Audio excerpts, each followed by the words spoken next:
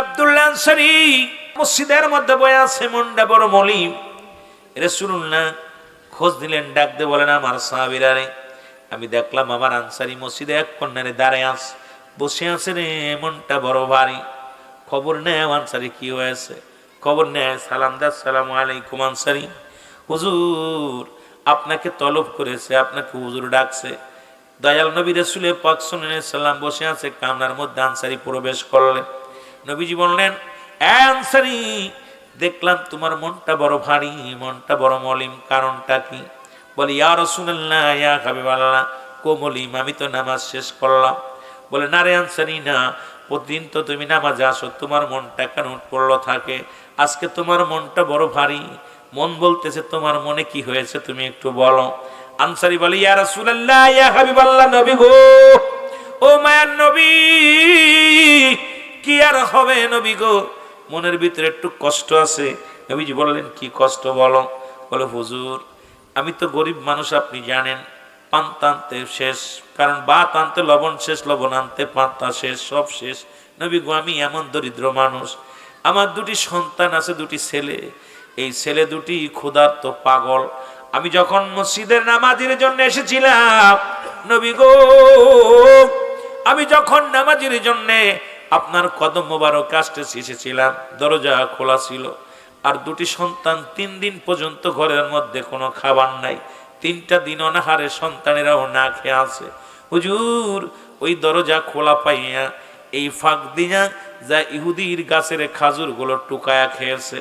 আমি নামাজ শেষ করে যায় দেখি হুজুর, আমি নামাজ শেষ করে যা দেখি ঘরের ভিতরে আমার বাচ্চা দুটি নাই।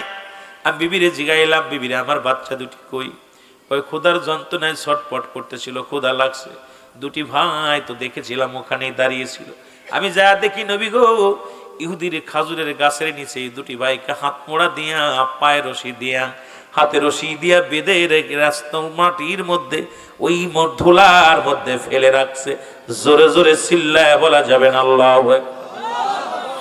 আল্লাহর নবী বলেন, কি বলতে চাও? বলে, হুজুর আমি গিয়েছিলাম যে ইহুদিকে বললাম, ইহুদি রে, ওই ইহুদি আমার ছোট ছোট মাসুম বাচ্চা দুটি ক্ষুধার যন্ত্রণায় সহ্য করতে পারে না, আপনার গাছের দুটি খেজুর খেয়েছে, খুরমা খুঁটি খেয়েছে, আমার সন্তান দুটি ছেড়ে দেন, ওরা তো নাবালক মানুষ, বোঝে না, ওদের ছেড়ে দেন।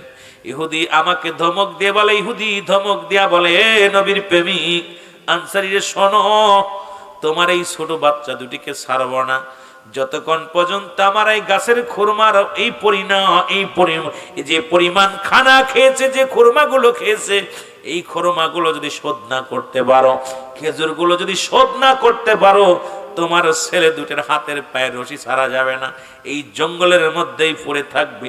ইয়া রাসূলুল্লাহ, ইয়া হাবিবাল্লাহ, আমি মনে বড় কষ্ট পেয়েছি, আমি খাজুরও দিতে পারি নাই।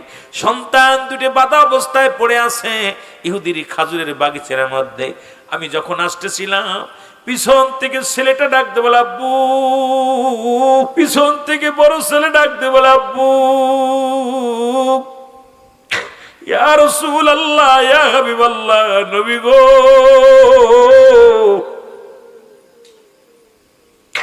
ওই সন্তান দুটির কান্না আমার হৃদয়ের ভিতরে লেগে গেছে। আমি তো আপনার চাই তোরে বেশি ভালোবাসি না, কারণ স্ত্রী পুত্র পরিবার সারা সন্তান মেয়ে সন্তানের চাইতে আপনারে বেশি ভালোবাসি। তবে নবী গো, আমি আসার সময় যখন আসতেছিলাম, ফেরত আসতেছিলাম, দুটি সন্তানের করুণ কান্না, পিছন থেকে ডাক দে বলে, আব্বু, আমরা খোদার যন্ত্রণা সহ্য করতে পারি নাই, এই কারণে ইহুদির গাছের খুরমা খেয়েছি। বাবা গো, আমাদেরকে রেখে যেও না, বাবা গো, আমাদেরকে লয়ে যাও। আমি আনতে পারি নাই, কারণ খেজুরগুলো দিতেও পারি নাই, আমি আনতে পারি নাই। সন্তান দুটি খাজুরের বাগিচার মধ্যে পড়ে আছে, জোরে জোরে চিল্লায় বলা যাবে না আল্লাহু আকবার। রাহমাতুল লিল আলামিন ডাক দিয়ে বলে, আনসারী, ও আনসারী, তুমি আগে বলো নাই কেন? বলি, ইয়া রাসূলুল্লাহ, এই জন্য বলি নাই, নামাজ শেষ করলাম, আজকে সকাল থেকে তোমার সন্তান দুটি বাঁধা, এখন বিকাল হয়ে গেল। আনসারী, তুমি এখন পর্যন্ত তুমি আমারে বললা না, মনটা বড় মলিন। বলি, ইয়া রাসূলুল্লাহ, আমি আমার স্ত্রী পুত্র সন্তানাদি চাইতে আপনাকে বেশি ভালোবাসি, আপনার ছাড়া আমি ভালো লাগে না, আপনাকে ছাড়া কিচ্ছু বুঝি না। তবে সন্ধ্যা লাগো লাগো ভাব, এই জন্যে তো সন্তানের কথা একটু মনে পড়েছে। কি অবস্থা আছে, ওই বাগিচার মধ্যে পড়ে আছে। ইয়া রাসূলুল্লাহ, ইয়া হাবিবাল্লাহ, আমার নবী কানসারি কাছে বয়, নবীজির কাছে বসলেন। নবী ডাক দিলেন, আমার সাহাবীরা রে, কোথায় রে আবু বকর? হযরত আবু বকর ছুটে আসলেন। আবু বকর বলে, ইয়া রাসূলুল্লাহ, ইয়া হাবিবাল্লাহ, বান্দা হাজির আপনার সামনে। আমার নবী ডাক দিয়ে আবু বকর রে, কোথায় রে আমার আবার সাহাবীরা কোথায় রে? চলে আসলেন হযরত ওমর ফারুক রাদিয়াল্লাহু তাআলা আনহু চলে আসলেন। নবীজি বলেন, কোথায় রে আমার সাহাবীরা? সাহাবীরা সব এক এক করে হযরত উসমান গনি রাদিয়াল্লাহু তাআলা আনহু চলে আসলেন। উসমান গনি যখন আসলেন, আমার নবী ডাক দিয়ে বলেন, উসমান গনি রে, আমি তো তোমারই খুঁজতেছিলাম, কারণ আমার সাহাবীরা ডান দিক থেকে বাম দিক থেকে সব সাহাবী হাজির হয়ে গেছে, আমি তো তোমার তালাশেই ছিলাম। উসমান গনি বলেন, বান্দা হাজির আপনার সামনে। ইয়া রাসূলুল্লাহ, ইয়া হাবিবাল্লাহ, গোলাম আপনার সামনে হাজির হয়ে গেছে। ডাক দে বলে, উসমান গনি রে, শোনো শোনো। উসমান গনি বলে, হুজুর আপনি কেন কাঁদেন, আপনার চোখে কেন পানি? উসমান গনি বলে, নবী গো,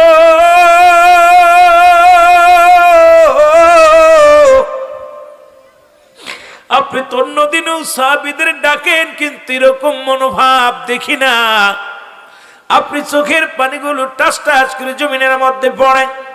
রাসূলুল্লাহ বলেন, উসমান গনি রে, শোনো, আমি তোমার ডাকছি কিসের জন্য শোনো।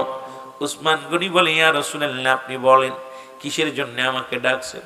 উসমান গনি রে, ওই যে ইহুদির বাড়িতে যে খাজুর গাছটা, ওই খাজুর গাছটা আমার চাই রে উসমান গনি, আমি যে কোনো মূল্যে ওই খাজুর গাছটা আমার চাই। উসমান গনি বলে, ইয়া রাসূলুল্লাহ, ইয়া হাবিবাল্লাহ, ওই গাছটা আমি আপনার জন্য এনে দিব, আপনার কথা আমি রাখবো হুজুর। রওনা হয়ে গেলেন উসমান গনি, রওনা হয়ে গেলেন। এ মুসলমান শুনে না, আমার নবীজি ডাক দিল, উসমান গনি রে, আমার আব্দুল্লাহ আনসারীর চোখে পানি পড়ে রে, আমি সইতে পারি না। দুটি বাচ্চা তার ওই খাজুর গাছের নিচে পড়ে আছে, যাও যাও, তাকে খাজুরের বিনিময় দিয়া, অর্থ দিয়া সন্তান দুটিকে উদ্ধার করো, আর ওই গাছটাও তুমি ওই আনসারীর জন্য বরাদ্দ করো। জোরে জোরে চিল্লায় বলা যাবে না মারহাবা। এ আমার ভাইয়েরা, উসমান গনি রওনা হয়ে গেলেন। ইহুদির বাড়ি যে সালাম দেয় কিছু, ইহুদির বাড়িতে চলে গেলেন। যে ডাক দিল, ইহুদি রে, ও ইহুদি শোনো। ইহুদি বললেন, আজকে যেমন মুসলমান শোনো, ইসরায়েলের ইহুদিরা ফিলিস্তিনের মুসলমানদের উপরে যেমন আঘাত আনে, ইহুদিরা এত বড় চরম শত্রু। কারণ রাসূলুল্লাহর লাশ মুবারক চুরি করার ষড়যন্ত্র করেছিল ইহুদিরা। রাসূলের লাশ মুবারক পর্যন্ত রওজা থেকে সরানোর ষড়যন্ত্র করেছিল। আজকে ইসরায়েলের জমিন, ইসরায়েল তারা চায় কি, তারা ফিলিস্তিনকে ধুলির সাথে মিশিয়ে দিতে চায়। ফিলিস্তিনটা এমন মুসলমানদের দিলে বড় মায়া। মুসলমানেরা জায়গা জমি দিয়েছিল, ফিলিস্তিনেরা কাদের ইসরায়েলকে থাকার জায়গা দিয়েছিল। আজকে ইসরায়েলেরা সেই মুসলমানদেরকে ধুলিসাৎ করে জায়গা জমিগুলো দখল করে নিয়ে হাজার হাজার রক্ত, আমার মা বোনদের রক্ত, ছোট মাসুম বাচ্চাদের রক্ত ঝরায়। এ রব্বে কারীম, ওই ফিলিস্তিনের জমিনকে তুমি রক্ষা করো, ইহুদির হাত থেকে গোটা মুসলমান জাতিকে তুমি রক্ষা করো। জোরে বলেন আমিন। আমার ভাইরা, আমার বন্ধুরা আমার, এবার উসমান গনি যা বলেন, ইহুদিরে, তোমার এই খাজুর গাছটা আমার চাই। ইহুদি বলে, আমার খাজুর গাছ আমি বিক্রি করব না। বলে, আমি এই খাজুর গাছটা আমার প্রয়োজন। বলে, না, আমি এটা বিক্রি করব না, এটা আমার গাছটা আমার লাগবে। উসমান গনি কয়, ইহুদিরে, তোমার এই খাজুর গাছটার বিনিময় তুমি কি চাও? কি চাও? বলে, তুমি কি দিবা? বলে, তুমি যা চাইবা তাই দিবা। ইহুদি মনে মনে চিন্তা করে, এই একটা গাছের বিনিময় যদি অনেকগুলো গাছ চাই, কতই না লাভ হবে। এসে দেখা যাক, সে দেখি দেয় কিনা। ডাক দে বলে, উসমান গনি রে, তুমি যেহেতু দিতে চেয়েছো, তাহলে আমি শ্রাবণী কয় চাও? বলে, তোমার ওই পাশের যে নতুন বাগিচার 100 খাজুর গাছ, 100 খাজুর গাছে খাজুর ধরা শুরু করেছে, ওই 100 খাজুর গাছ যদি তুমি একটা গাছের বিনিময় আমারে দাও, তাহলে তোমার আমিও একটা খাজুর গাছ দিতে পারি। উসমান গনি বলে, নিয়ে আসো, তাড়াতাড়ি দলিল নিয়ে আসো, তাড়াতাড়ি স্ট্যাম্প নিয়ে আসো। আমি লিখিয়ে দিলাম 100 খাজুর গাছ বিনিময় আমি একটা খাজুর গাছ করাই করলাম। জোরে বলেন মারহাবা। আর একটু জোরে জোরে চিল্লায় বলেন মারহাবা। এবার উসমান গনি যখন গাছগুলো দিয়ে দিলেন, 100 খাজুর গাছ, ধরন্ত খাজুর গাছের বাগিচাটা ইহুদিরে দিয়ে দিলেন। বিনিময়ে কয়টা খাজুর গাছ? জোরে বলেন কয়টা খাজুর গাছ? আমার বাবারা আমার একটা খাজুর গাছ নিলেন। ইহুদি এবার ডাক দিয়ে বলে, উসমান গনি রে, একটা কথা আমি বুঝতে পারলাম না, তুমি এমন পাগল, তুমি মুসলমান, তোমরা কেমন পাগল?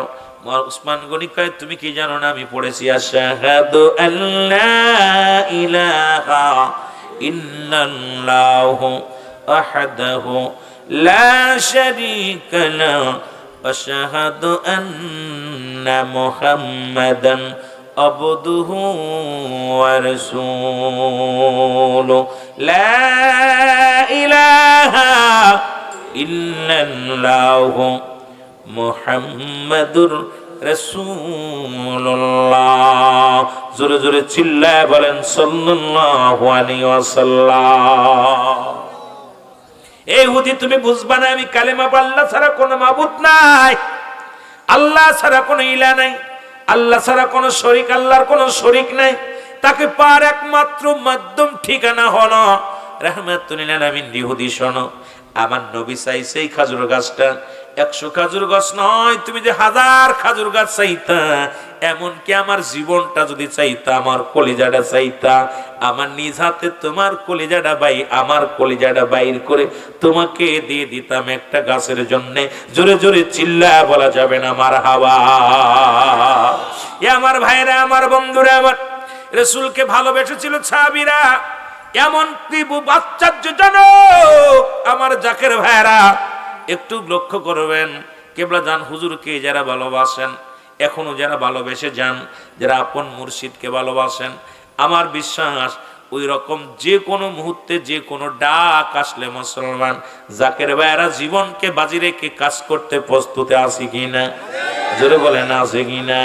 এ আমার ভাইরা, বন্ধুরা আমার, আমরা তো রসুলকে দেখি নাই, রসুলকে দেখি নাই, নবীর নায়েব খাজা ফরিদপুরীকে দেখেছি, যিনি ছিলেন দয়াল নবী রাসূল পাক সাল্লাল্লাহু আলাইহি সাল্লামের নায়েব, মুসলমান, যিনি আল্লাহকে পাওয়ার জন্য সারা জীবন সাধনা করলেন, যিনি দয়াল নবীর প্রেম শিক্ষা দিলেন এই জগতের মধ্যে। হুজুর বলতেন, বাবা, দয়াল নবীর ভালোবাসা যার অন্তরে যতটুক, তার ঈমান বলতে ততটুক। দয়াল নবীর প্রেম ভালোবাসা যার অন্তরে নাই, তার ঈমান বলতে কিছু নাই, সরাসরি বেঈমান। সেই নবীকে ভালোবাসতে চাই আমরা। আমার দয়াল নবীর ভালোবাসা নিয়ে আমরা কিবলা জান হুজুরের কদমে মুবারকে আঁকড়ে ধরে থাকতে চাই কি চাই না? রাসূলুল্লাহ বললেন, আমি নবীর হাত ধরে জান্নাতে নিয়ে যাব। সাহাবীরা বলেন, হুজুর কি সেই আমলটা একটু বলবেন নি? নবীজি বললেন, সাহাবীরা রে, যে ব্যক্তি 5 ওয়াক্ত নামাজ, 5 ওয়াক্ত সালাত সময় মতো আদায় করতে পারবে। নামাজের কথা ফজিলাত শুনে নেন জাকের ভাইরা, আশিক ভাইরা। বললেন, যে ব্যক্তি 5 ওয়াক্ত সালাত, 5 ওয়াক্ত নামাজ সময় মতো আদায় করতে পারবে, রাসূলুল্লাহ ওয়াদা করেছেন, আমি ওয়াদা করলাম ওই ব্যক্তিকে আমি নিজ হাতে হাত ধরে জান্নাতে নিয়ে যাব। জোরে বলেন সুবহানাল্লাহ। নামাজটা কার? আমরা কার? জমিনটা কার? এই সালাত আদায় করলে সব চাইতে বেশি খুশি হয় রব্বে কারীম, এরপরে আমার নবী। এ মুসলমান শুনে নাও, রাসূলুল্লাহ বললেন, সাহাবীরা শোনো, ও সাহাবীরা শোনো, তোমরা আর একটা কথা শোনো, কোন ব্যক্তি কি কবুল হজের সব পাইতে চাও? রাসূলুল্লাহ বলার পর সাহাবীরা বলে, ইয়া রাসূলুল্লাহ, ইয়া হাবিবাল্লাহ, কে বা না চায়? রাসূলুল্লাহ বললেন, সাহাবীরা রে, তোমাদের বাড়িতে যাদের পিতা মাতা জিন্দা আছে, বাড়ি যে সালাম দিবা, আসসালামু আলাইকুম মা, আসসালামু আলাইকুম বাবা, তোমার সঙ্গে সঙ্গে তোমার আমল নামায় একটা কবুল হজের সব লেখা হয়ে যাবে। জোরে বলা যাবে না সুবহানাল্লাহ। এখন মুসলমান শুনে না, রাসূলের সাহাবী আব্দুল্লাহ আনসারী নাম কি? আব্দুল্লাহ আনসারী মুখস্থ করবেন। সব চাইতে গরিব সাহাবী, সাহাবীদের ভিতরে সব চাইতে গরিব সাহাবী ছিলেন আমার জাকের ভাইয়েরা।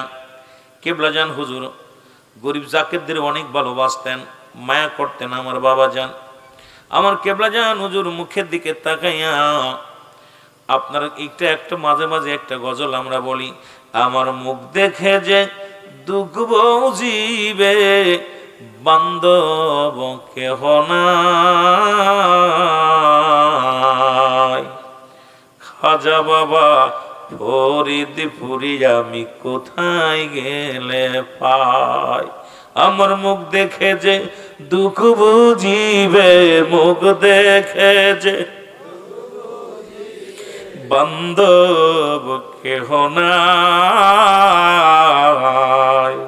খাজা বাবা ফরিদপুরি আমি কোথায় গেলে, আমার দয়াল বাবা ফরিদপুরি আমি কোথায় গেলে।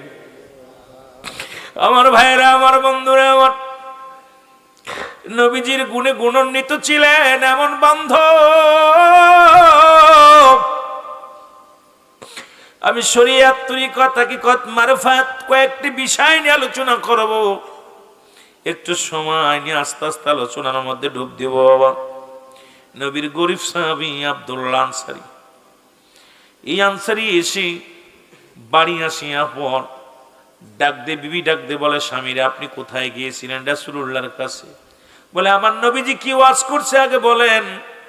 আপনারা যেমনি এখানে আসেন, যাদের বিবিগণ আসে নাই, যাদের বিবিগণ আসছে আলহামদুলিল্লাহ, যাদের বিবি আসে না, আমার জাকের বোনেরা আসে নাই, আশেক বোনেরা আসে নাই, বাড়ি যাওয়ার পর আমার জাকের বোনেরা জন্য জিগায় স্বামীরা আপনি গিয়েছিলেন কাজীর বল্লভদি মাহফিলে গেছিলেন, রুহুল আমিন সাহেব কি ওয়াজ করলো, মুফতি মেহেদি হাসান কি ওয়াজ করলো, মুফতি মিজান বিল্লাহ কি ওয়াজ করলো, ওই দরবার শরীফের আলেম ওলামা কি আলোচনা করলো একটু বলেন। কিন্তু আমাদের বিবিগুলো তা বলে না, আমার ধারণা তা বলে না। বাড়ি গেলে বলে এত রাত হলো কেন, কি তাবারক দিছিল, এই আলোচনাটা আসে। কিন্তু দরকার ছিল বিবিগণ স্বামীরা আপনি গেলেন আমি যাইতে পারি নাই, কি ওয়াজ হয়েছে একটু বলেন। আমার ভাইয়েরা, আমার বন্ধুরা, আমার আব্দুল্লাহ আনসারী বিবি ডাক দিয়ে বলে স্বামী রাসূলুল্লাহ কি ওয়াজ করছে আগে আমারে শোনান। সুবহানাল্লাহ বলেন না। রাসূলুল্লাহ কি ওয়াজ করছে আগে আমারে শোনান। রাসূলুল্লাহর ওয়াজ শোনার জন্য আমি উৎ পেতে বসে আছি, আমি যেতে পারি নাই। আপনি একটু দয়া করে বলেন রাসূলুল্লাহ কি ওয়াজ করছে। আমার নবীজি বলেন, আমার নবীর সাহাবী বলতেছে বিবিরে, আমার নবী আজকে ওয়াজ করছে যে ব্যক্তি 5 ওয়াক্ত সালাত, 5 ওয়াক্ত নামাজ সময় মতো আদায় করতে পারবে, রাসূলুল্লাহ তার হাত ধরে জান্নাতে নিয়ে যাবে। জোরে জোরে চিল্লায় বলা যাবে না সুবহানাল্লাহ। বিবি ডাকতে বলে স্বামী আমি আপনার বিবি, আপনার কাছে দামি কোনো কাপড় চাই না, আপনার কাছে খাবার চাই না, আপনার কাছে কোনো ধন সম্পদ চাই না। দুনিয়ার মধ্যে আপনার কাছে একটা দাবি করব, আপনি আমাকে একটু সুযোগ করে দিবেন, আমিও যেন 5 ওয়াক্ত সালাত নামাজ আদায় করে রাসূলুল্লাহর সঙ্গে আপনার সঙ্গে যেন একই জান্নাতে আমাদের বসত বাড়ি হয়, আমরা যেন একই জান্নাতের মধ্যে থাকতে পারি। রে স্বামী, আপনার কাছে জীবনের টাকা চাই না, ধন সম্পদ চাই না, বাড়ি চাই না, গাড়ি চাই না, আমি বালাখানা চাই না, একটু সুযোগ করে দিবেন শুধু আমি যেন 5 ওয়াক্ত নামাজটা সময় মতো আদায় করতে পারি, আমি রাসূলুল্লাহর সঙ্গে জান্নাতে যেতে চাই আপনার সঙ্গে। জোরে জোরে চিল্লায় বলা যাবে না মারহাবা। আব্দুল্লাহ আনসারী প্রতিদিন নামাজে আসে রাসূলুল্লাহর কাছে। রাসূলুল্লাহ সালাম ফিরে আসসালামু আলাইকুম ওয়া রাহমাতুল্লাহ, আসসালামু আলাইকুম ওয়া রাহমাতুল্লাহ। নবীজি সালাম ফিরে দেখে আব্দুল্লাহ আনসারী নামাজের আগে এসে আগের কাতারে বসে, কিন্তু সালাম ফিরে আর দেখতে পায় না।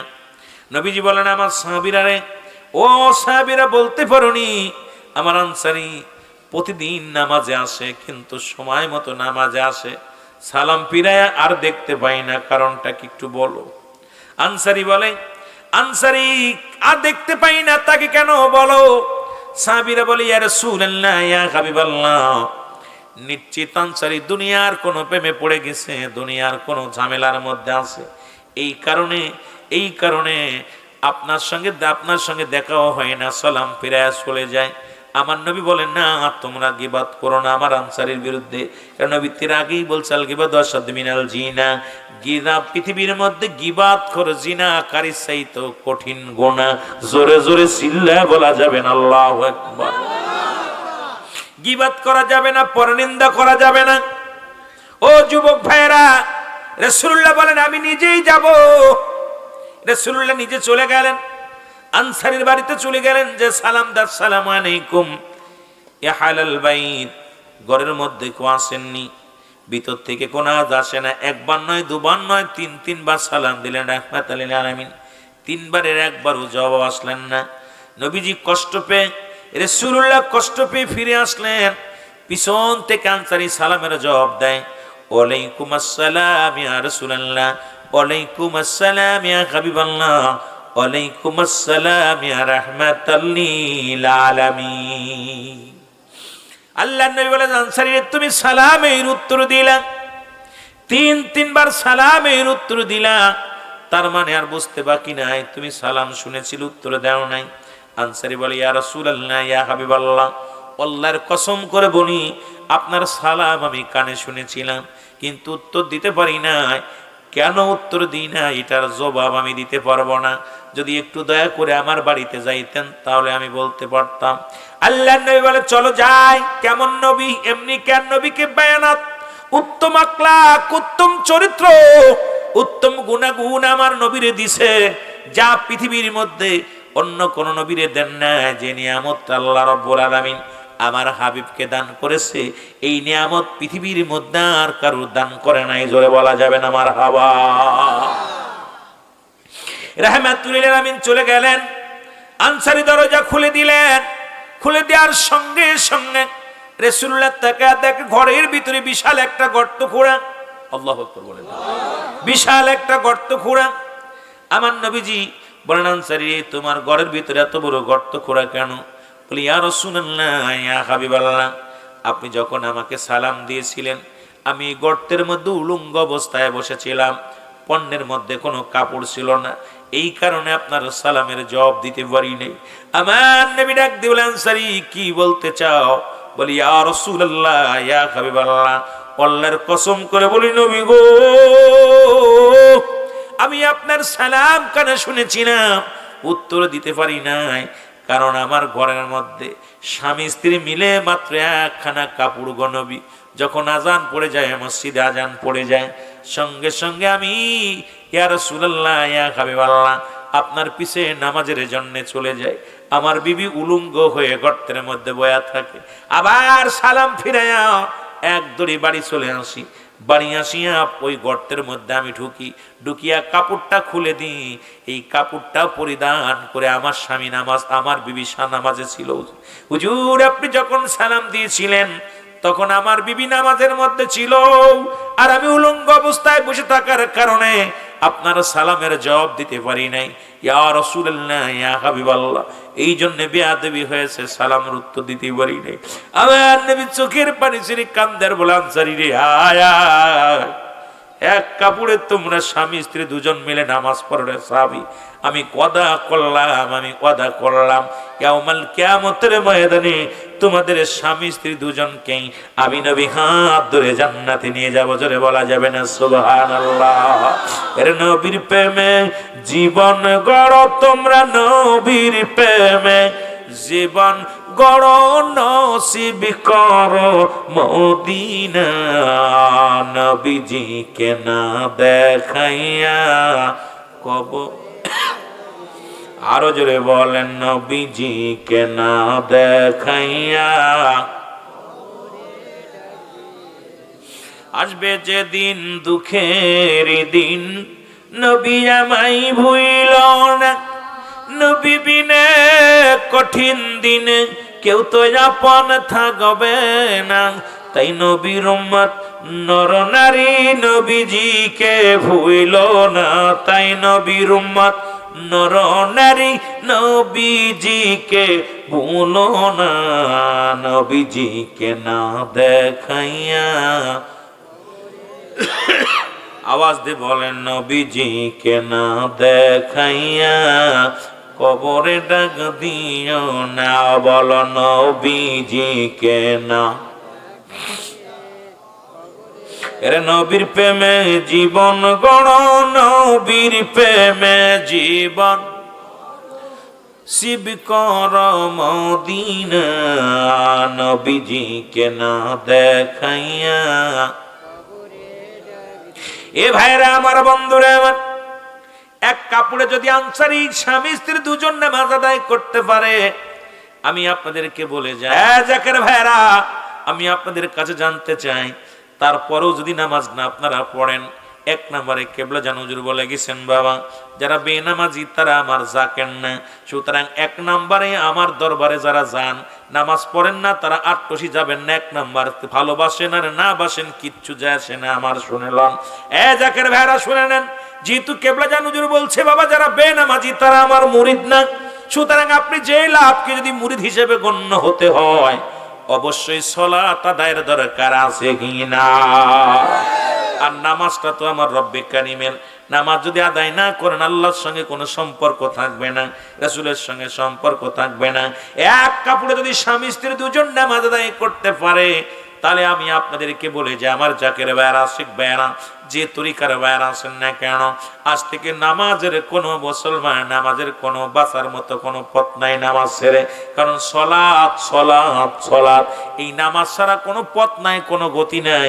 একমাত্র সমস্ত খারাপ কাজ থেকে বাঁচায় নামাজে। জোরে বলেন ঠিক কিনা। এ মুসলমান, গভীর মনোযোগ।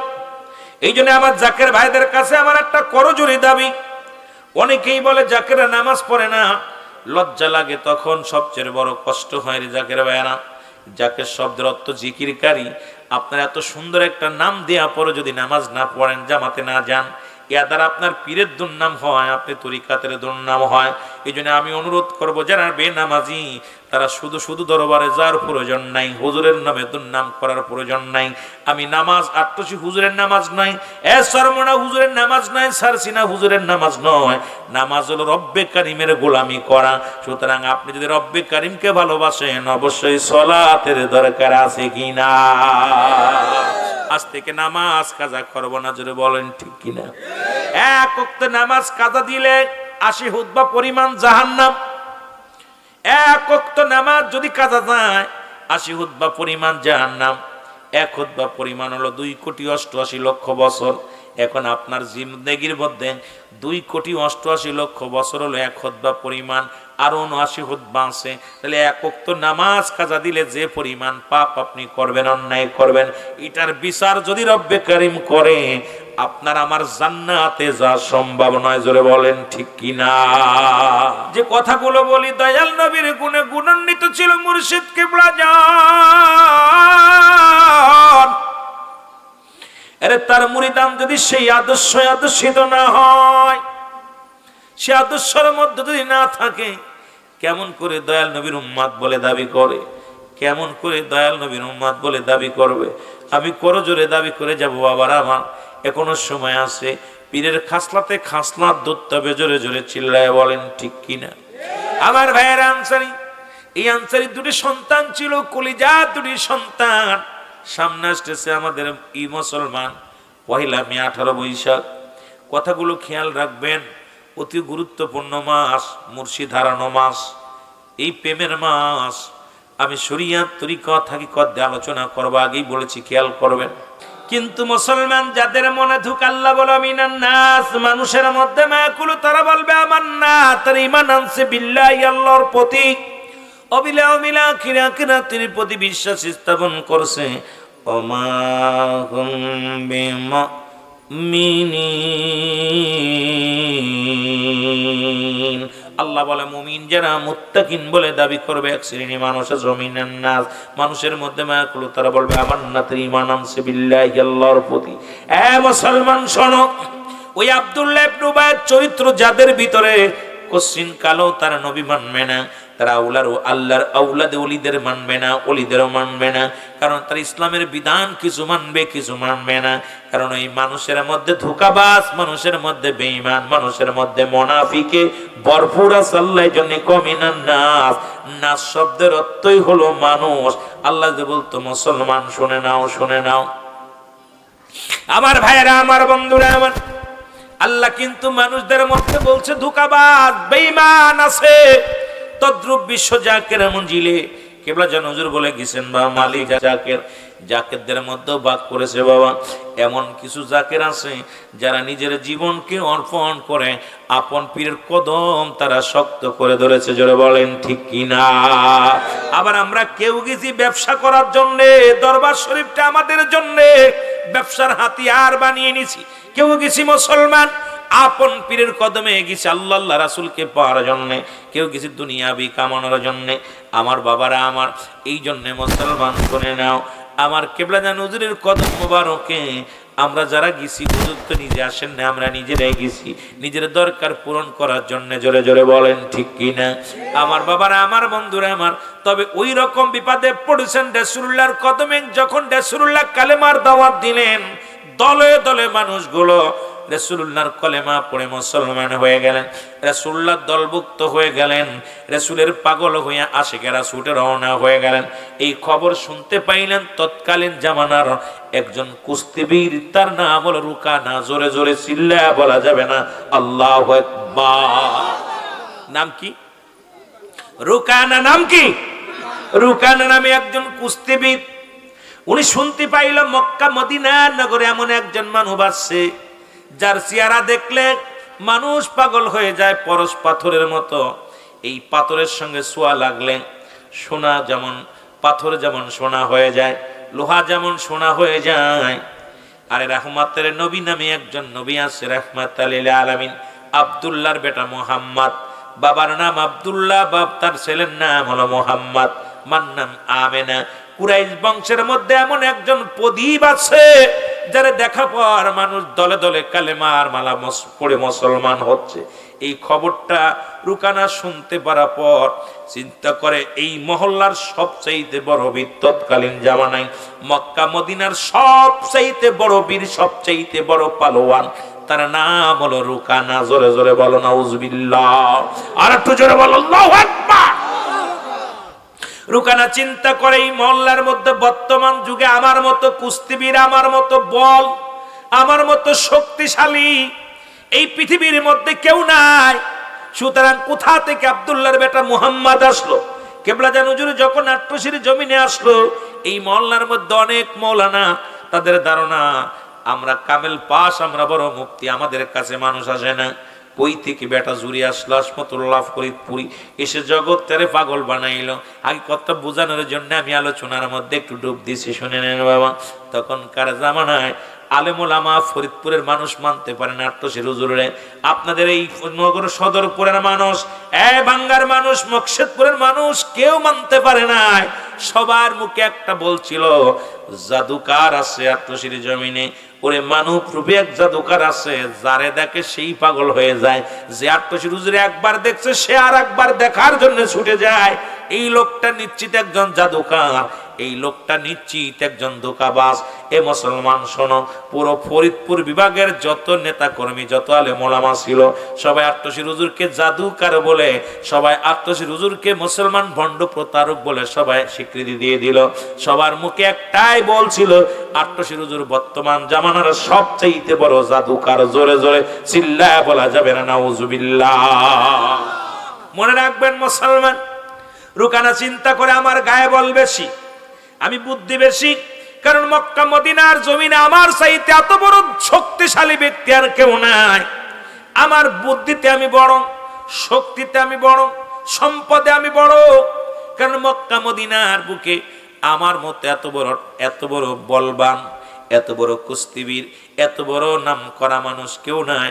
ওই থেকে এক দাড়িওয়ালা টুপিওয়ালা আসলো, আইয়া উনি উড়ে এসে জুড়ে বসে শুনছে। ওনার কাছে যে যায় সেই কালেমা পড়ে মুসলমান হয়, ওনার কাছে যে যায় সে আর ফিরে আসে না, সে তার নিজের ধর্ম ত্যাগ করে রাহমাতুল লিল আলামিনের ধর্মের মধ্যে ধিক্কার হয়ে যায়। রুকানা বাড়ি গেলেন, যা কাপড় চুপড় গুছায় ছেলে ডাকতে বলে, ছেলের নাম হলো এজিদ। নাম কি? এজিদ বলে, আব্বা কই যাও? কয় বাবারে আর বলিস না, আমি সারা জীবন মক্কা মদিনার সব চাইতে বড় বীর। মক্কা মদিনার জমিনে আমার সামনে আইসা কেউ কথা বলতে পারে না। আমার নাম শুনলে যারা প্রস্রাব করে দেয়, পায়খানা করে দেয়, আমার নামের উপরে এই সমাজ চলে। মক্কা মদিনার সব মানুষগুলো থরথর করে কাঁপে। কই থেকে এক মৌলবী আছে শুনলাম, নাম তার আব্দুল্লাহর বেটা মোহাম্মদ। সে নাকি কুরাইশ বংশের এক বড় নেতা। তার যে দেখে সেই নাকি তার দলভূত হয়ে যায়, তার যে দেখে সেই নাকি তার ধর্ম কবুল করে। দিনে দিনে প্রচার প্রসারিত হইয়া দলে দলে মানুষ ইসলাম ধর্ম কবুল করতেছে। এই খবর শোনা পর আমি আর বয়ে থাকতে পারি না। আমি রুকানা যাব, মুহাম্মাদকে সাইজ করার জন্য আমি যাইতেছি রে বাবা। এজিদ কাব্বা, তুমি যাবা, আমারে নিয়ে যাও সাথে। আর রুকানা কয় না, তুই বাড়ি থাক। কয় না বাবা, শুনেছি সে বিশাল একজন শক্তিশালী, তার দেখলেই নাকি সব মানুষ থরথর করে কেঁপে ওঠে। আব্বা, যে তোমার বয়স হয়েছে, আমি এখন ইয়ং ম্যান। বাবা গো, আমিও যাব, তুমি যদি না পারো তার সঙ্গে আমি ভাগে ধরবো বাবা, তবে মুহাম্মাদকে সাইজ করে ছাড়বো। জোরে জোরে চিল্লায় বলা যাবে না নাউজুবিল্লাহ। কোথায় বীরকে রাসূলকে খুঁজতে লাগলেন। মক্কার অলি গলির মধ্যে খোঁজাখুঁজি করা শুরু করলো। যাকে দেখে সেই কি। রুকানাকে দেখে সবাই বলে, ভাই আপনি এত বড় বীর, মক্কা মদিনার শ্রেষ্ঠ বীর, আপনি কেন এখানে মক্কা মদিনার বুকে ঘোরাঘুরি করেন? কয় শুনলাম তোমাদের মধ্যে আব্দুল্লাহর বেটা মুহাম্মদ নামে একজন বীর দুনিয়ার মধ্যে আবির্ভাব হয়েছে। কয় হ, তার নাম শুনেন নাই? কয় শুনছি। তার সামনে গেলে তো ফিরে আসে না, আমি তো আইছি তার খোঁজে। কোথায়? কয় তার সন্ধান তো খুঁজি, আজ 5টা দিন অতিবাহিত হয়ে গেল, মক্কা মদিনার অলি গলির মধ্যে ঘুরি, কোথাও ওই লোকটারে পাই না, কোথাও সেই নেতাটারে পাই না, মস্তানডারে পাই না। আমরা দুই বাপ বেটা আইছি তার সাইজ করার জন্য, ছেলে এজিদকেও সঙ্গে করে আনছি। জোরে জোরে চিল্লায় বলা যাবে না নাউজুবিল্লাহ। মক্কার লোকেরা বলে, এ রুকানা শোনো, রুকানা শোনো। বলে কি? বলে তুমি আইছো মুহাম্মাদকে সাইজ করার জন্য, নিজেই সাইজ হয়ে যাবা, তবে শুনে রাখো তাকে কোথাও এই বাজারে পাবা না, কোথাও মেলায় পাবা না। তার যদি পাইতে হয়, দেখো কোথাও আল্লাহর ঘর মসজিদ আছে। কারণ এই লোকটা এমন একজন বীর যিনি মাওলার প্রেমে হাবুডুবু খায়, দুনিয়ার কোনো প্রেমে নয়। এই আব্দুল্লাহর বেটা মুহাম্মদ যে কোনো একটা মসজিদের মধ্যে খুঁজলে তারে পাইবা। এইরকম বাজার ঘাটে ঢোল পিটালে তারে পাওয়া যাবে না। তুমি যে ঢোল পিটাইতেছো, আমি বীর কুস্তিবীর এসেছি, মুহাম্মাদের কোথায়, আব্দুল্লাহর বেটা মুহাম্মদ কই, এইভাবে ডেকে তারে পাওয়া যাবে না। খোঁজ নাও মসজিদে সেই লোকটা থাকে। আরে রুকানা কয় কি কও, এত বড় বীর, সে আবার মসজিদে পালাবে? কয় মসজিদে পালায় না, সে তার গোলামি, আল্লাহর গোলাম। সে তার মনিবের সঙ্গে, আল্লাহর সঙ্গে গল্প করে, আল্লাহর সঙ্গে কথা কয়। এই জন্য সে মসজিদে ইবাদতগত অবস্থায় থাকে। জোরে বলেন মারহাবা। আর একটু জোরে বলা যাবেন আল্লাহু আকবার। এবার রুকানা খুঁজতে খুঁজতে যায়, দেখে রাসূল পাক সাল্লাল্লাহু আলাইহি ওয়াসাল্লাম মসজিদের মধ্যে সিজদায় পড়ে কান্দে, সিজদায় পড়ে কান্দে রব্বে কারিমের দরবারে। লোকজনের জিজ্ঞাসায়, বাইরে মুহাম্মদ রে পাওয়া যাবে কই? এক লোক বলে, ভাই মুহাম্মদকে খোঁজেন, ওই যে দেখেন সিজদায় পড়ে আছে। যা দেখে সিজদায় পড়ে আছে। এবার ডাক দে মুহাম্মদ। রাগান্বিত হয়ে বলে, মুহাম্মদ। আমার নবীজি মাথা তুললেন, মাথা তুলে দেখে রুকানা সেই কুস্তিবীর বিশাল দানব। পিছন দিকে তাকায় দেখে দানবটা দাঁড়ায় আছে। নবীজি বলে, রুকানা রে, তুমি কিসের জন্য আসছো? বলে, শুনলাম তুমি এমন একজন বীর, তুমি এমন একজন জাদুকার, আর এমন একজন ভয়ঙ্কর জাদুকার, মক্কা মদিনার মানুষগুলো দলে দলে কালেমা পড়ায় মুসলমান বানাও।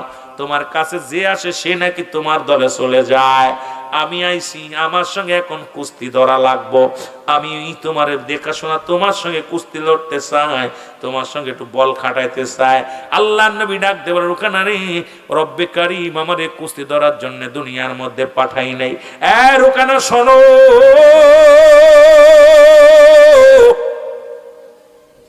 রব্বে কারিম আমারে পৃথিবীর মধ্যে কুস্তি ধরার জন্য পাঠান নাই।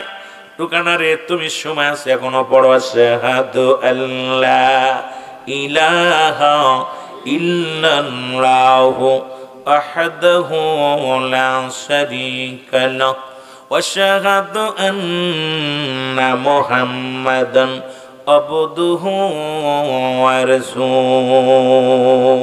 এ মুসলমান রুকানা, কই তুমি এ কি তাকাও?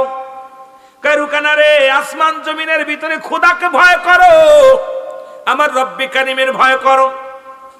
আল্লাহর নবী কয় রব্বে কারিমের ভয় করো। রুকানা, সে আবার কোন হালুয়া? আল্লাহ আবার কি? আমি আল্লাহর পয়গম্বর মুহাম্মদ, আমারে তুমি মানো? কয় মানতে পারি, আমার সঙ্গে কুস্তি ধরা লাগবে। কুস্তি ধরে যদি তুমি পারো তাহলে আমি কথা দিলাম, আমি রুকানা তোমার দলভুক্ত হয়ে যাব, তোমার খোদাকে মেনে নিব, তোমারও মেনে নিব। আর যদি কুস্তি ধরে আমার সঙ্গে না পারো তাহলে তুমিও কথা দাও, আমার দেব দেবীর পূজা শুরু করবা, আমারে খোদা বলে মেনে নেবা। যদি রাজি হও আমি রুকানা তোমার প্রস্তাবে রাজি। নাউজুবিল্লাহ বলা যাবে না। আল্লাহর নবী উপর দিকে তাকাইলেন, রব্বে কারিমের দিকে তাকাইয়া আল্লাহর নবী ডাক দিয়ে বলে, রব্বে কারিম, ও রব্বে কারিম, আপনি আমার মালিক, আপনি আমার রব, আপনি আমার সব। মক্কা মদিনার শ্রেষ্ঠ বীর আমার সামনে খাড়া হয়ে আছে।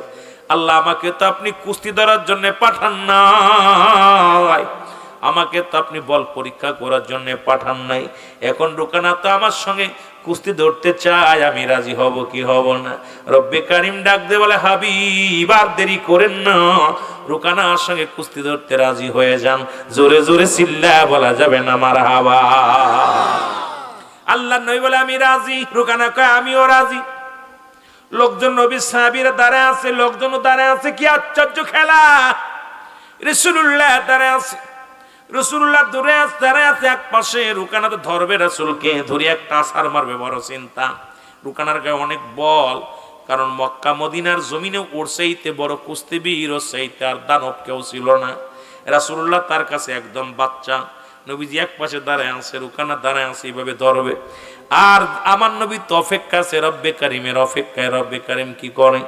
এমন সময় নেফরি একজন নেফরি একজন জাস্ট আছে। নেফরি যখন বাঁশি দিছে, রাসূলুল্লাহ দুটি হাত ধরে, এক হাত দিয়ে ধরছে মাজা, আর এক হাত দিয়ে ধরছে গাড়, ধরে উঁচু করে একটা আছার মারছে জমিনের মধ্যে। জোরে বলা যাবে না সুবহানাল্লাহ। রুকানারে মারছে এক আছার। রুকানা ভিতরে কইরা কুয়াকুয়ি শুরু করছে, মাজা গেল, জীবন গেল, শেষ হইলাম। নবীজি কয়, ধরবনি? কয়, না না ধরিস না, আর মরছি। নবীজি কয়, তাহলে কালেমা পড়।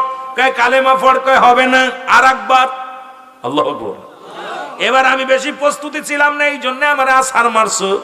দ্বিতীয়বার দেখা যাক। নবী কয়, ওঠ। আবার উঠলেন, উঠিয়ে দাঁড়ায় আছে রুকানা। ভয়, ভিতরে একটা ভয় ঢুকছে, কারণ আবার যদি আছাড় দেয় একটা। এবার রাসূলুল্লাহ ধরে আবার জোরে দুই হাত দেয়। আবার যখন মুসলমান মাথার উপর নিয়ে আর একটা আছাড় মারছে, এবার আছাড় মারা পর রাসূলুল্লাহ কয়, কালেমা পড়। কয়, না, আর একবার। আল্লাহু আকবার। কি জীবনও তো যায়, অবস্থা খারাপ, তবু হাঁটতে রাজি না। চিন্তা করে দেবদেবী তার নাম ধরে কয়, দেবতা তোদের দোহাই লাগে, হে কালী, হে ভগবান। এই যে কি, এই লোকের কাছে যায়, আমার গায়ের আমার এক বাউর বড় নাই, আর সেই লোকটা আমার এমন আছাড় মারলো। এখন তো অবস্থা ভালো না, এখন তো কি করো? আর একবার একটা সুযোগ দাও আমার। নবী কয়, কালেমা পড়, দেরি করিস না। রাসূলুল্লাহ কয়, কালেমা পড়, দেরি করিস না, সময় বেশি নাই, কালেমা পড়, মরে যাবি। কয়, না, আর একবার সুযোগ দাও। রাসূল কয়, দিলাম সুযোগ। এবার উঁচু করে এমন আছাড় মারছে, আর উঠতে পারে না, একবার মাটির লগে মিশে আছে। রাসূলুল্লাহ কয়, নবী গো,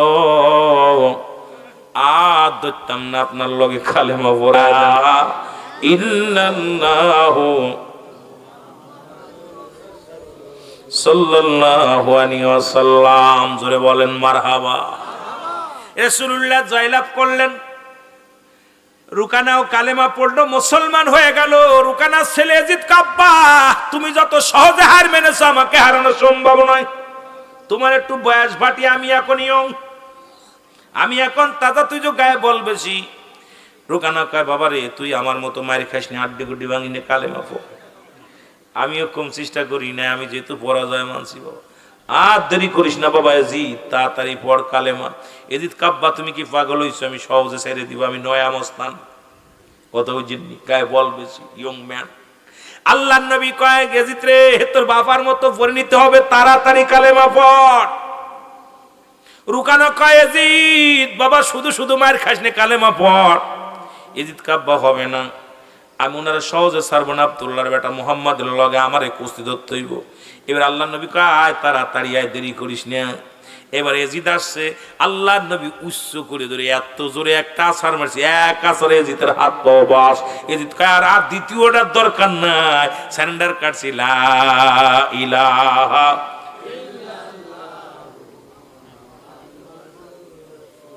সাল্লাল্লাহু আলাইহি ওয়াসাল্লাম। জোরে বলেন মারহাবা। এ মুসলমান আরবের বড় বীর, এইটা দেখে এক ইহুদির বাচ্চা দেখে দুই এজিদ এবং এজিদের সন্তান এজিদ এবং রুকানা দুজনই কালেমা পড়ে মুসলমান হয়ে গেছে। এই দৃশ্য দেখে দূর থেকে এক ইহুদি দেখে আহারে কাম সারছে, আব্দুল্লাহর বেটা মুহাম্মদ তো জাদুকার, তো সবচেয়ে বড় জাদুকর, এ তো কাউকে ছাড়বে না, দাঁড়াও এক খেলা দেখাবো আজকে। ডাক দিছে, মুহাম্মদ আমি আপনার কাছে কালেমা পড়ে মুসলমান হতে চাই। তাড়াতাড়ি হও, আমার একটা শর্ত আছে। কয় কি শর্ত? তোদের দুই বাপ বিটার তো সাইজ করছো, মাজা টাজা ভাঙছো, আড্ডি গুড্ডি ভাঙছো, এখন আমার তো ভাঙবা, ওই রকম ব্যাঙ্গে চুরে মুসলমান হতে চাই না। আমার একটা বুদ্ধি, আমি একটা কথা বলতে চাই। কয় কি কথা? কয় ওই যে একটা গাছ দেখা যায়, ওই যে গাছ দেখছো নি? কয় হ। ওই গাছটা কাটবা না, উঠাবা না, গাছটারে ডাক দিবা। গাছটা যদি তোমার পর্যন্ত আসতে পারে, যদি একা একা হেঁটে আসতে পারে, আমি ইহুদি কথা দিলাম কালেমা পড়ে মুসলমান হয়ে যাব। আল্লাহ নবী কয় ইহুদি রে, এই ইহুদি দাঁড়াও, ওই গাছটা আমি বলা লাগবে না, তুমি যে গাছের বলো। আল্লাহ নবী তোর স্মরণ করছে, রাসূলুল্লাহ ডাকছে, তাড়াতাড়ি যা। জোরে জোরে চিল্লায় বলেন মারহাবা। আর একটু জোরে বলেন। ইহুদি কয় কি কয়? আমার কথা শুনবনি? কয় আরে যা, তুই যা। ইহুদি শ্রদ্ধা কোন বলছে, বলা পর ইহুদি গাছের কাছে যা বলছে, গাছ ও গাছ, গাছ রে, আল্লাহ নবী রাহমাতুল লিল আলামিন তোমাকে বলছি এখান থেকে ওই পর্যন্ত যেতে হবে। সঙ্গে সঙ্গে গাছটা ডান দিকে একটা মোচড়, বাম দিকে একটা মোচড়, সামনে একটা মোচড়, পিছনে একটা মোচড় দিয়ে গুটি গুটি পায়ে আগানো শুরু করছে।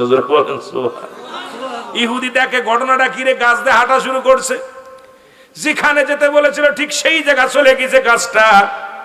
এবার ইহুদি বললেন, এ মুহাম্মদ গাছটা তো ঠিকই আইছে, এবার দেখবো তুমি কত বড় শক্তিবান, কত বড় তুমি জাদুকার। গাছটার আবার এখান থেকে ওখানে যাইতে বলো, দিয়ে যেতে পারে কিনা। আবার নবীজি বলেন, আমার বলা লাগবে না রে ইহুদি, তুমি গাছের কাছে যেয়ে বলো, গাছ আল্লাহ নবী তোমার স্মরণ করছে, তুমি তোমার নিজ জায়গায় চলে যাও। জোরে জোরে চিল্লায় বলা যাবে না সুবহানাল্লাহ। আর একটু জোরে বলেন। এবার গাছের কাছে ইহুদি যায় বলো, ও গাছ, ও গাছ, রাসূলুল্লাহ তোরে স্মরণ করছে, তোমার জায়গায় চলে যাও, এখানে আর তোমার জায়গা নাই, জায়গায় চলে যাও। গাছটা আবার ডান দিক বাম দিকে একটা মোচড় দিয়া, সামনে পিছন দিকে একটা মোচড় দিয়া গুটি গুটি পায়ে জায়গায় চলে গেছে। ইহুদিকে ওরে বাবা রে বাবা, তো রুকানারে মারিছে, হাড্ডি গুটি ভাঙছে। এই যে শুধু বলবান নয়, শক্তিশালী নে, যে আচ্ছা জাদুকারে জাদুকার, আজুদুর কালুদুর। জোরে বলো নাউজুবিল্লাহ। আর একটু জোরে বলো আল্লাহু আকবার। ঠিক এই রকম মুসলমান আবু জেহেল হাতের মধ্যে পাথর নিয়ে এসে বলে, মুহাম্মদ, ওই আবু জেহেল মার্কা লোক যারা জীবনেও তারা নবী চিনবে না, ওরা রাসূলুল্লাহর বিরোধিতা করবে, রাসূলের দুশমনী করবে। আর একদিকে কয়, মুহাম্মদ আমার হাতের মধ্যে যা আছে তুমি যদি বলে দিতে পারো, তাহলে আমি কালেমা পড়ে মুসলমান হব। আমার নবী কয়, চাচা আবু জেহেল রে, তোমার হাতের মধ্যে যে জিনিসটা আছে ওইটা যদি নিজের জবান খুলে নিজেই বলতে পারে, তাহলে কালেমা পড়তে পারবানি? কয় হ। এবার আমার নবীজি হাতের মধ্যে ইশারা দিয়ে কয়, হাতের মধ্যে যে বস্তু আছে তুমি কালেমা পড়ো। হাতের মধ্যে পাথর ছিল, কালেমা পড়ে লা ইলাহা ইল্লাল্লাহু সাল্লাল্লাহু আলাইহি ওয়াসাল্লাম। আবু জেহেল কয়, বাতিজারে কি জাদুকার, যে ভয়ঙ্কর জাদুকার। নাউজুবিল্লাহ। আর একটু জোরে। এই যে ভয়ঙ্কর জাদুকার বলে জুড়ে চলে গেল। এবার রাসূলুল্লাহকে বলে, রে মুহাম্মদ, তুমি দেখলাম দুনিয়ার মধ্যে বড় জাদুকারে দেখি আসমানে জাদু করতে পারো কিনা? বলে আসমানে ওই যে তারকারা ওই যে দেখা যায় চন্দ্র, চন্দ্রকে যদি তুমি দ্বিখণ্ডিত করতে পারো তাহলে আমি কালেমা পড়ে মুসলমান হয়ে যাব। আমার নবী কয় বাসাসারে ওই চন্দ্রটা দ্বিখণ্ডিত করলে পারে তুমি কালেমা পড়ো? বলে হ্যাঁ। নবীজি চন্দ্রটাকে যখন ইশারা করলেন শাহাদাত আঙ্গুল মুবারক দিয়া, সঙ্গে সঙ্গে চন্দ্রটা দ্বিখণ্ডিত হয়ে গেছে। আমার মুসলমান আবু জেহেল ডাক দিয়ে কয় বাতিজা মুহাম্মদ, আমি মনে করেছিলাম তুমি শুধু দুনিয়ার জাদুকার না, তুমি আসমানুর জাদুকার। এই কপাল যাদের খারাপ তারা জীবনেও কোনোদিন রাসূল মানতে পারে নাই। ঠিক আমার পীর কেবলা তার একই অবস্থা। শুনে নাও কথাগুলো বলার জন্য। ওরে পীর রাজি যার উপরে আমার আল্লাহ রাজি। আরো জোরে বলেন পীর রাজি যার উপরে আমার পীরে যারে দয়া করে মোর দাদেল তার জিন্দা হয়। বলেন পীরে যারে মোর দাদেল তার জিন্দা হয়। আরে ও কুলো দরিয়ার মাঝে ডোবানো কা বেশে যায়। বলেন কুলো দরিয়ার মাঝে ডো কামেল মোকামেলি আমার বাজান মাওলানা। বলেন কামেল মোকামেল আমার বাবা মাওলানা। আর দুনয়নে দেখলে তারে দূর হইত যন্ত্রণা। বলেন দুনয়নে দেখলে তারে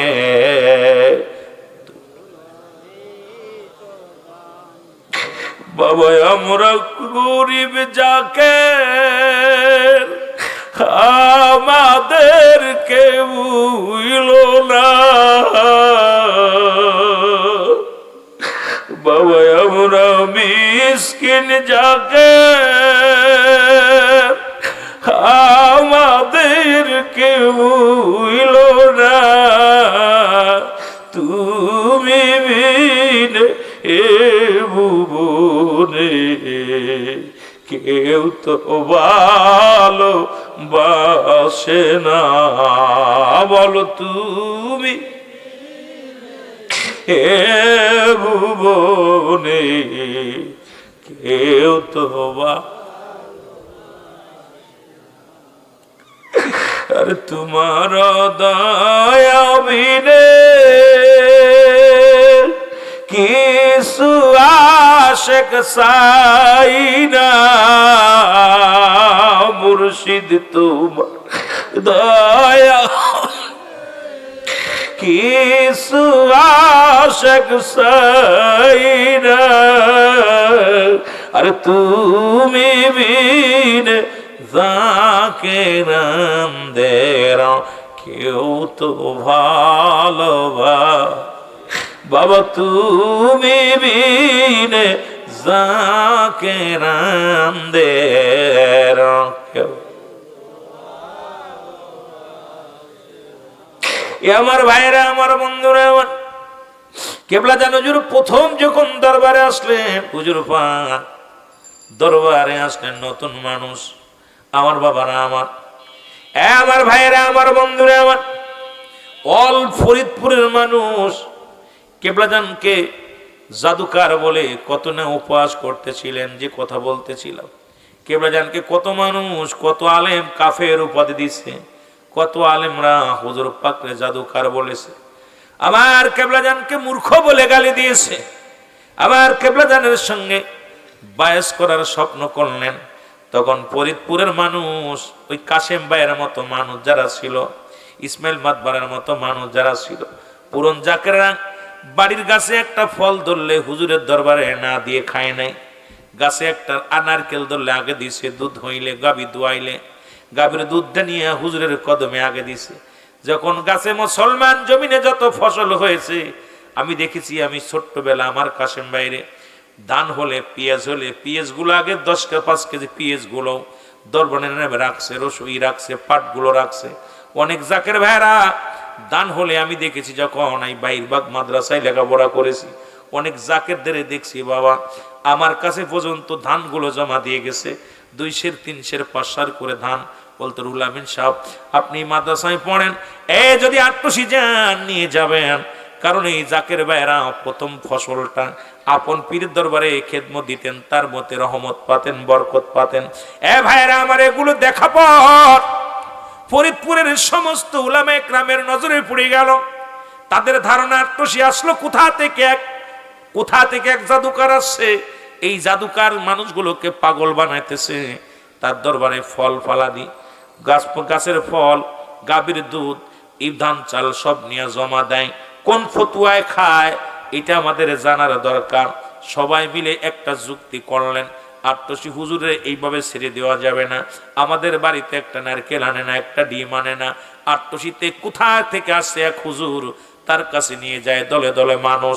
এবার পুরো ফরিদপুর বিভাগ থেকে বড় বড় আলেম সব একত্রিত হইয়া মিটিং ডাকলেন। 8 হুজুরের কাছে চিঠি লিখলেন, হুজুর আমরা আপনার কাছে বসতে চাই। হুজুর বলেন আপনারা যেদিন সুযোগ পান সেদিনে আমি সেদিন রাজি। বলেন হুজুর আগামী সপ্তাহে শুক্রবারে আমরা বসবো, শনিবার স্কুল আমাদের খোলা, বৃহস্পতিবার হাফ মাদ্রাসা, শুক্রবারে বন্ধ। এই শুক্রবারে আপনার সঙ্গে আমরা বোঝাপড়া করতে চাই। 80 শতকের গল্প শোনেন, আমার মুরব্বী জাকের ভাইরা যারা আছেন, ছোট জাকের ভাইরা যারা আছেন, কেবলা জান হুজুর বললেন বাবা আমি রাজি। চিঠিখানা পাওয়ার পর পুরো ফরিদপুর থেকে বড় বড় বিজ্ঞ উলামা ইকরাম গাড়ি ভর্তি করে কিতাব, বড় বড় কিতাব, তখন মুসলমান ঘোড়ার গাড়ি করে কিতাব নিয়ে গেছে, গরুর গাড়িতে করে কিতাব নিয়ে গেছে। কিতাব নিয়ে 8 জমিনে ফরিদপুর সদরপুরে মুসলমান স্কুল মাঠ, ওই মাঠের মধ্যে বিশাল বায়াজ হবে। এই বায়াজের জন্য 8 হুজুরকে দাওয়াত দিলেন। হুজুরও বাবা শুক্রবার হলো, এইদিকে ঢাকা থেকে কয়েকজন জাকের ভাই আসছে। আমার ভাইয়েরা জাকের ভাইয়েরা আসার পর হুজুর কি করলেন, তাদেরকে বিদায় দিতে একটু সময় লাগছে। 10টায় বসবে, 11টা পর্যন্ত বায়াজ হবে 1 ঘন্টা। তারা প্রশ্ন করবে, হুজুর শুধু জবাব দিবে। জবাব যদি না দিতে পারে 8 হুজুর এখান থেকে না কর দে, এখান থেকে ফরিদপুর জমিন ত্যাগ করবে, আর জীবনে 8 থাকতে পারবে না। আর যদি জবাব দিতে পারে তাহলে 8 হুজুরের সঙ্গে আমরা সহযোগিতা করব। 8 জমিনে যা যা করা লাগে আমরা পীরের সাথে সহযোগিতা করব। 2টা বিষয়ের পরে চুক্তিনামা হলো। জোরে জোরে চিল্লায় বলো আল্লাহু আকবার। 2 টাকা দিয়ে স্টাম্প কিনা হলো। মুসলমান শোনো, স্টাম্পের পর সই দেওয়া হলো। কেবলা জান হুজুর নিজেও সই করলেন, বাবা আমি আপনাদের শর্তে রাজি। ওনরাও রাজি হলেন। বায়াস শুরু হয়ে গেল। কেবলা জান হুজুর আসতে একটু দেরি হলো, সবাই তো অপেক্ষা আছে, হুজুর আসবে হুজুর আসবে। হুজুর এসে দাঁড়ালেন। দাঁড়ানোর পর মুসলমান শুনে নাও, হুজুর যখন আসলেন সবাই বলে হুজুর আপনি দেরি করে ফেলছেন। হুজুর প্রথমেই ক্ষমা চাইলেন তাদের কাছে, যেহেতু আমার বাড়িতে মেহমান আসছে, সেই মেহমানদারি করতে একটু সময় লাগছে, বাবা আমি দুঃখিত, এই জন্যে আপনারা শুরু করেন। সবাই বলেন হুজুর শুরু করতে পারি। ঠিক আছে, যেহেতু উনি দেরি মাপ চেয়েছে, সময় একটু বেশি হয়েছে, কয়েক মিনিট দেরি হয়ে গেছে, হুজুর ক্ষমা চেয়ে নিলেন। এবার হুজুর বললেন, বাবা আমাদের আলোচনা যে বিষয়ের উপর আসছেন আপনারা শুরু করেন। এবার শুরু করবে, বলে হুজুর শুরু করতে পারেন। বাবা শুরু করবেন, তবে এখানে যেহেতু বায়াস হবে, তর্ক বিতর্ক হবে, এখানে রায় দেবে কে বাবা? এখানে তো একটা রায় দেওয়ার জন্য মানুষ লাগবে। হুজুর বলা পর বলেন, হুজুর আমরা কারে দিব? আজকে সভাপতি লাগবে, যেমন আজকের মাহফিলের সভাপতি আছে বাবা, একজন সভাপতি নির্ধারিত করা লাগবে গো। বললেন বাবা আমরা কারে দিব সভাপতি? হুজুর কারণ আমাদের সব, উনি হলো অমুক মাদ্রাসার প্রিন্সিপাল, উনি হলো অমুক মাদ্রাসার হেড মুহাদ্দিস, উনি হলো অমুক মাদ্রাসার ভাইস প্রিন্সিপাল, উনি হলো অমুক মাদ্রাসার বড় প্রিন্সিপাল। হুজুর আমাদের ভিতরে বিজ্ঞ আলেম আপনি আজকের এই অনুষ্ঠানের একজন সভাপতি নিযুক্ত করেন। আপনি যাকে সভাপতি বানাবেন আমরা তারই মেনে নিব। জোরে বলেন আল্লাহু আকবার। কিবলা জান হুজুর বললেন, বাবা আপনারা যদি সবাই সম্মতি দেন গো,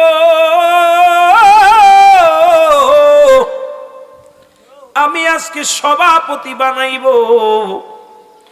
বললেন, বাবা আপনি, আমরা সবাই সম্মতি দিলাম, আপনি সভাপতি বানান। কিবলা জান হুজুর ডাক দিয়ে বলেন, বাবা ওই লোকটাই হবে আজকের মাহফিলের, আজকে এই মাহফিলের তাবে কোথায়? বায়েজ মাহফিলের সম্মানিত সভাপতি। জোরে জোরে চিল্লায় বলেন মারহাবা। বাবা আপনি উঠে আসেন। হুজুর যখন ডাক দিলেন, লোকজন সবাই এর মুখের দিকে তাকায়, ওর মুখের দিকে তাকায়। সবাই বলে, আট্টশির হুজুর এতদিন জানতাম ভণ্ড, এখন দেখি একেবারেই গাঁজাখোর, মদখোর, একদম পাগল, ধোকাবাজ, ভণ্ড, প্রতারক। এর মতো ধোকাবাজ আর কেউ নাই। সবাই গালাগালি শুরু করে দিল। আট্টশির হুজুর ভণ্ড, আট্টশির হুজুর মিথ্যাবাদী, আট্টশির হুজুর একদম চগলখোর, এ তো পিত্ত নয়, বড় ভণ্ড। হুজুর চারিদিকে তাকে দেখে সবার মুখে হাসি। সবাই কানাকানি শুরু করলেন। বলে, বাবা আপনারা কানাকানি করেন, হাসাহাসি করেন কেন? কয়, হুজুর আমরা জানতাম আপনি ভণ্ড, আপনি দেখি প্রতারক, ঠকবাজ। কারণ যে লোকটার নাম বলেছেন, ওই লোকটা জন্ম নিয়ে আজ পর্যন্ত একদিনও কারোর লগে কথা বলে নাই। উনি আমাদের বাড়ির পাশে বাড়ি, উনি হলো বুবা। আজ 40 বছর বোবা অবস্থায় কোনোদিন কারোর লগে কথা বলে নাই। আপনি তারে বানাইলেন সভাপতি। আসলে আপনার মতো বেয়াদব, আপনার মতো তারসিরা, আপনার মতো লম্পট, আপনার মতো মিথ্যুক, কাজ্জাবাজ আর এই সমাজের মধ্যে নাই। হুজুর মুখটা বড় মলিম করে ফেললেন। বলে, বাবা কি বলেন উনি বোবা? কয়, হ্যাঁ বোবা। উনার সঙ্গে আমার বাড়ির পাশের মানুষ, আমরা চিনি না, আপনি চেনেন। হুজুর বলেন, বাবা রাখেন, আপনারা হাসাহাসি বাদ দেন, উনি বুবা নয়। হুজুর ডাক দিলেন, বাবা আপনি ওঠেন। এবার উঠে দাঁড়াইলেন। বলে, বাবা আপনার নাম কি? বেলাল। উনি সঙ্গে সঙ্গে ডাক দিয়ে বলে, হুজুর ঠিকই বলেছেন, আমার নাম হলো মোহাম্মদ বেলাল। জোরে জোরে চিল্লায় বলা যাবে না মারহাবা। কিবলা জান হুজুর ডাক দিয়ে বলে, বাবা আপনার নাম কি? বেলাল।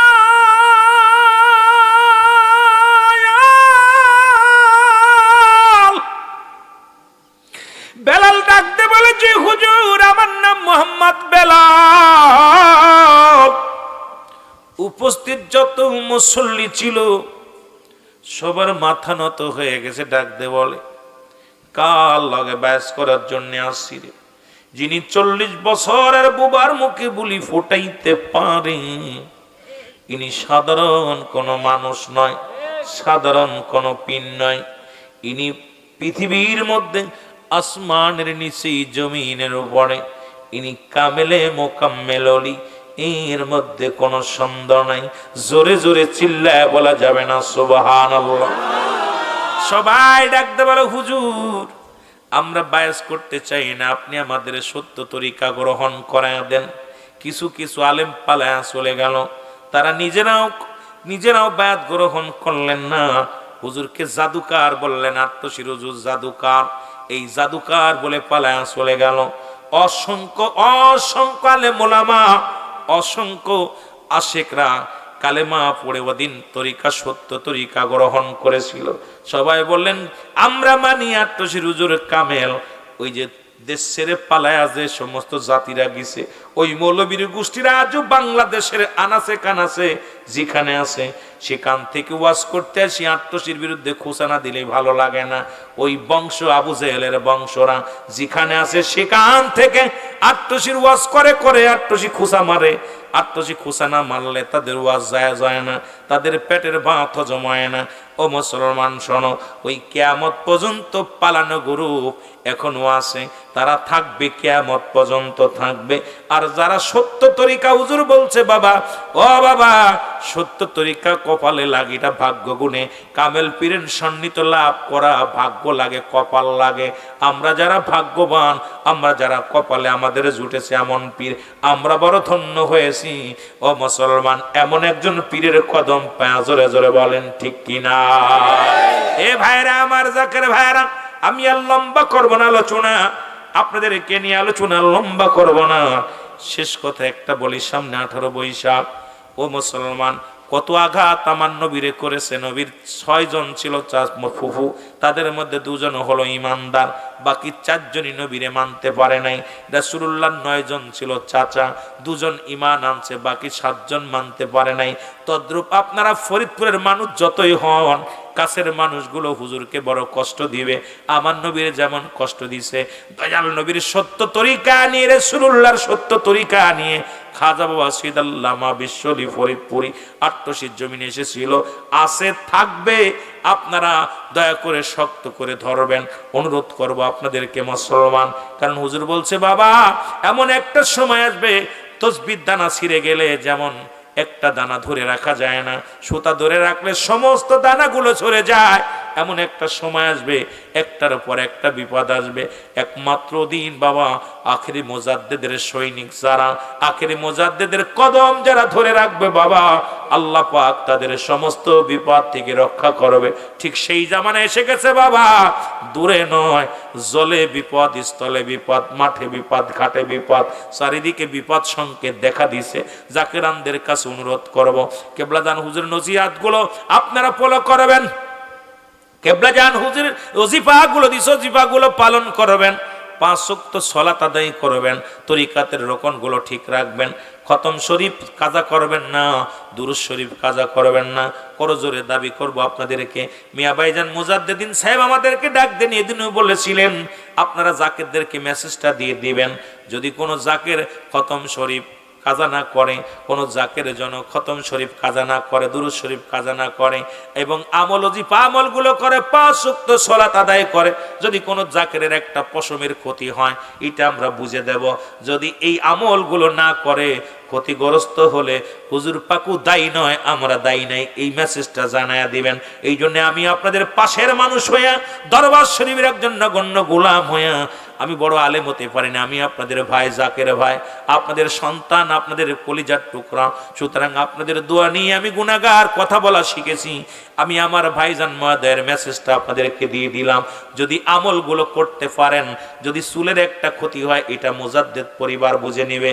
আর যদি এটা না করেন, এর জন্য যদি ক্ষতিগ্রস্ত হন, আমার পীরকে দায়ী করতে পারবেন না, কেবলাদান হুজুর আহলে বায়াতদেরকে দায়ী করতে পারবেন না। মেসেজটা দিয়ে গেলাম, জোরে জোরে চিল্লায় বলেন আল্লাহু আকবার।